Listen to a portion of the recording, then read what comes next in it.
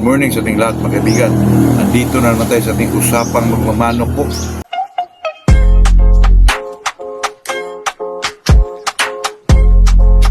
Ngayong araw na to mga kaibigan ay wala naman tayong dapat pag-usapan. Ito lang mga kaibigan, kasi ako naman po, alam nyo naman medyo nagrinta tayo ng area mga kaibigan, doon sa medyo malayo-layo dito sa atin.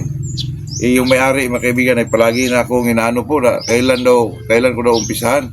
Ako naman mga kaibigan ay nakabayad na tayo po, pero hindi po ko pa binakuran mga kaibigan, hindi ko pa linagyan ng mga manok po. Kaya kung maghintay lang tayo mga kaibigan, wala tayong magawa. Kaya ako mga kaibigan, instead na imbis na yung 5K natin gamitin ko pa sana yan, kasi maganda yan, ay ipuan yan ng dink na mga kaibigan, 5K po.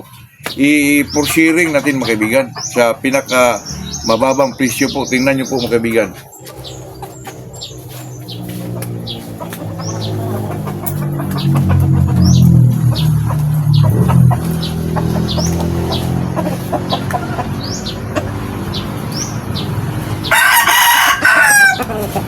Ito po mga kaibigan, ito po.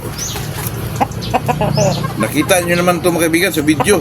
Grabe mamalo. Ito yung street 5K po mga kaibigan na galing ito po ay ipuan ng dink na sweater mga kaibigan na 5K po. Super mamalo mga kaibigan. Pero ang issue nito mga kaibigan ay medyo putol yung gitna na daliri niya mga kaibigan, kasi yung may-ari nito mga kaibigan, yung umpisa ay tinitesting nila po kahit pure mga kaibigan, nanalo mga kaibigan. Kaya tayo naman ay medyo gusto rin kumukuha sa kanila kahit may diferensya, pero alam ko po na ipuan to mga kaibigan, kasi may pinsan ako doon, yun ang handler mga kaibigan. Kaya kumukuha ako mga kaibigan, binabayaran ko po. At saka ito mga kaibigan, for sharing natin, pero may previous ito mga kaibigan na pares na 5K na babae din. Ay yung na-breed ko dati mga kaibigan na galing kay Kakusa mga kaibigan, pure 5K din. Tingnan nyo po. Ako, napakagandang pangumbisa to mga kaibigan. Ito po, tingnan nyo po.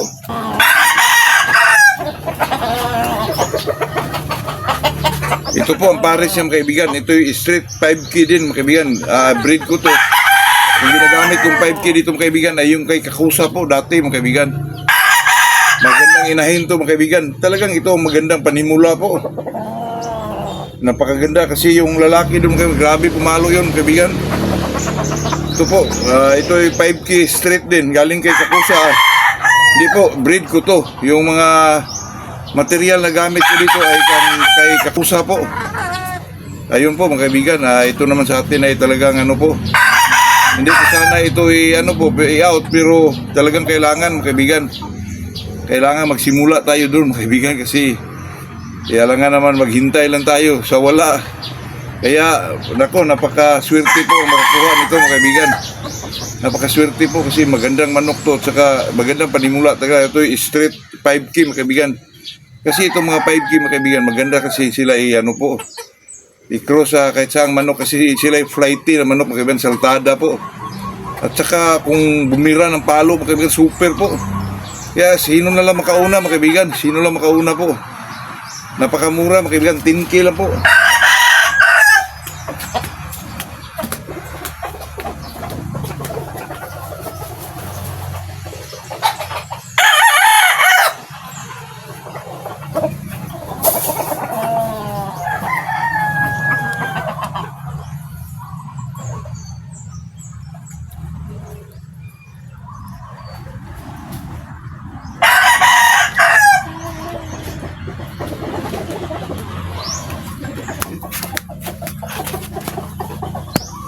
Yun po mga kaibigan, tayo naman mga kaibigan, hindi naman tayo nagsalita na hindi totoo po. Pero yung lalaki mga kaibigan, intact po yung yung ligban, wingban niya mga kaibigan. Yung nag-breed niyan, yung EBC Game Farm, Baliti Game Farm po. Napakagandang manok mga kaibigan. At saka hindi ko sana yan bitawan, kaso kailangan talaga natin mga kaibigan na makapabako tayo doon. Kasi yung may-ari, balak niyang tamna ng pitsay mga kaibigan. Baka ma-itsapwira tayo doon, wala na mahirap. Kasi dito sa area natin mga kaibigan, mahirapan tayo maghanap ng area po, kasi medyo mahal yung mga lupa dito mga kaibigan, lalo na pag magrinta ka. Swerte lang ako dyan mga kaibigan, nakuha ko yan 5K lang po isang taon mga kaibigan. Kaya mabalak tayong mag-out dyan kahit gusto ko pa sanang gamitin kasi grabe talaga super mamalo yung 5K na yan kaibigan. Super mamalo po. Nakita nyo naman yun sa video yung Kasparya, yung Golden Boy at saka yung Gold po. Super talaga mamalo mga kaibigan. Talagang ano po, lagitik yung mga palo po. Tsaka flighty din siya mga kaibigan. Kaya maganda talagang pangumpisa po. Sa akin naman mga kaibigan, kung sino lang makauna dun mga kaibigan, ay nako, yun na, sa inyo na yan.